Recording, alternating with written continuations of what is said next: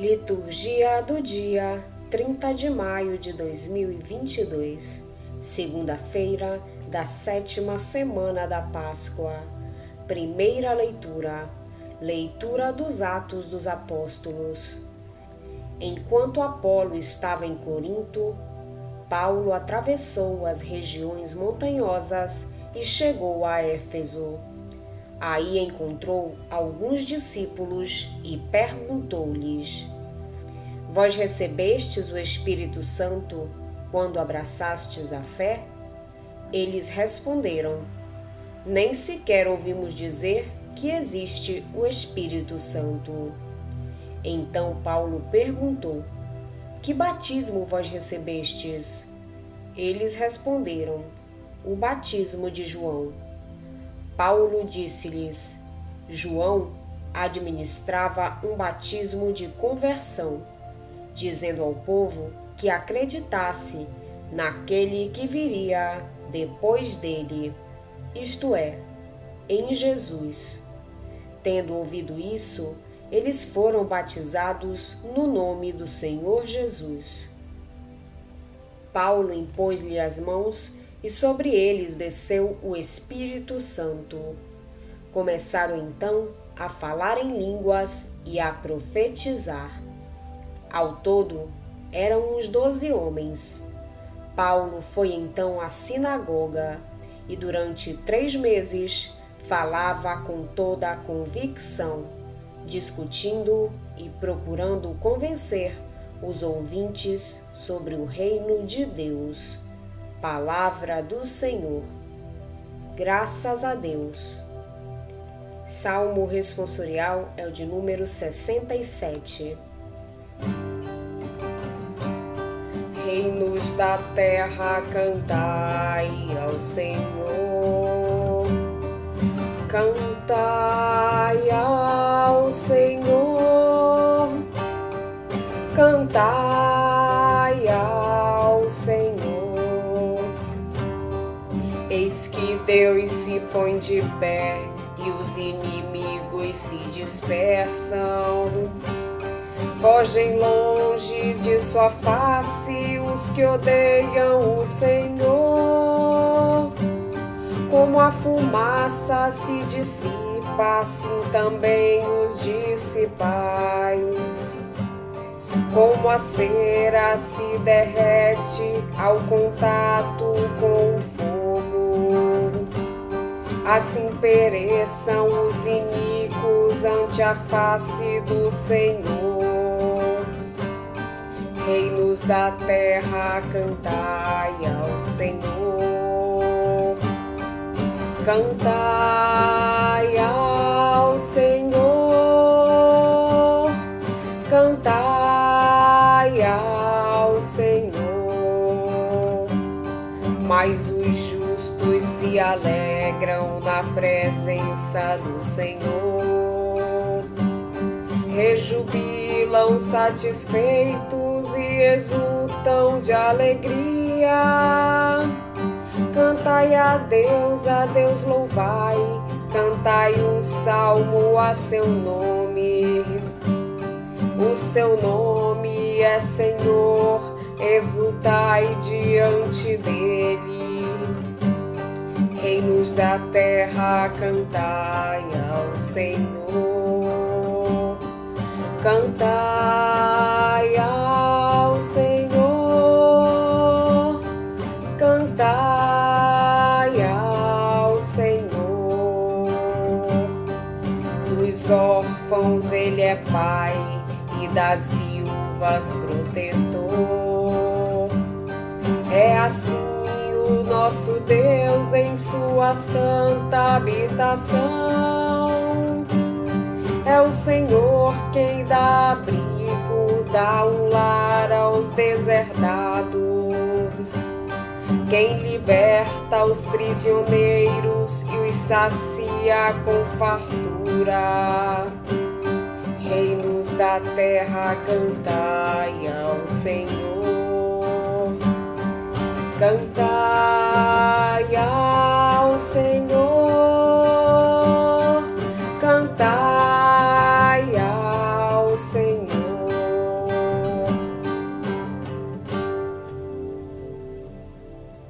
Evangelho de Jesus Cristo, segundo São João. Naquele tempo, os discípulos disseram a Jesus: Eis, agora falas claramente e não usas mais figuras. Agora sabemos que conheces tudo e que não precisas que alguém te interrogue. Por isto, cremos que vieste da parte de Deus. Jesus respondeu: Credes agora? Eis que vem a hora, e já chegou, em que vos dispersareis, cada um para seu lado, e me deixareis só. Mas eu não estou só. O Pai está comigo. Disse-vos estas coisas para que tenhais paz em mim. No mundo tereis tribulações, mas tende coragem. Eu venci o mundo. Palavra da salvação. Glória a vós, Senhor. As afirmações de Lucas no texto da primeira leitura mostram-nos que a situação das primitivas comunidades cristãs foi muito mais complexa do que pensamos e mesmo de quanto Lucas nos deixa entrever. Havia muita gente com o pé no judaísmo e outro no cristianismo, meio discípulos de João Batista e meio discípulos de Jesus. A pregação do Batista tinha ultrapassado as fronteiras da Palestina e tinha feito discípulos entre os judeus da diáspora. Estes ouviram falar de Jesus e aceitaram-no como Messias, mas faltava-lhes uma informação completa sobre a doutrina e as exigências do Mestre. Tinham abraçado a fé, eram cristãos, mas apenas tinham recebido o batismo de João e nem tinham ouvido falar do Espírito Santo. Precisavam receber o batismo de Jesus para serem inseridos na comunidade cristã. Não sabemos se foi Paulo quem os batizou, mas foi ele quem lhes impôs as mãos, renovando o Pentecostes, como acontecera noutras circunstâncias, especialmente com Pedro e com João na Samaria. Lucas quer mostrar que Paulo tem o mesmo poder que os 12. Os discursos de Jesus ao longo do quarto evangelho são quase sempre incompreendidos. Hoje ouvimos os discípulos que com entusiasmo dizem a Jesus: Agora sim falas claramente e não usas nenhuma comparação.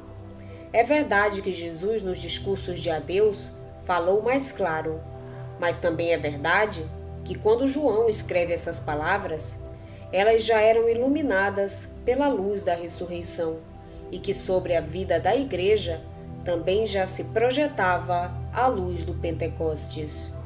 Com a ressurreição, tinha começado a nova era e o Espírito Santo, o Mestre interior, permitia aos discípulos a compreensão das palavras de Jesus. Ainda antes da ressurreição, os discípulos pensaram conhecer a pessoa de Jesus e ter uma fé adulta em Deus. Mas Jesus tem de lhes fazer compreender que a sua fé ainda é fraca e incompleta para enfrentar as provações que estão por vir. O Mestre anuncia com amargura que os seus amigos, que agora se afirmam crentes, o hão de abandonar, porque não resistirão à prova da sorte humilhante a que será submetido. Mas o Senhor termina com palavras de esperança: Tende confiança, eu já venci o mundo. Os apóstolos estavam convencidos de que tinham compreendido Jesus e o que ele lhes dissera. Na verdade, não era assim. Nem tinham compreendido a pessoa de Jesus, nem a sua mensagem. A sua fé era ainda muito frágil. Precisavam mesmo do Espírito Santo. É o próprio Jesus que lhes faz notar a ilusão em que tinham caído. Agora credes? Eis que vem a hora, e já chegou, em que sereis dispersos, cada um para o seu lado, e me deixareis só. A provação estava próxima e revelaria a fragilidade da sua fé. Quando a fé se apoia em seguranças humanas, não resiste à provação.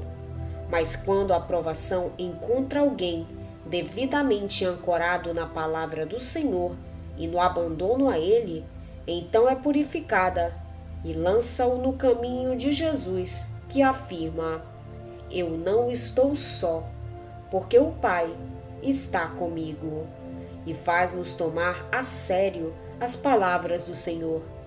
Tende confiança, eu já venci o mundo.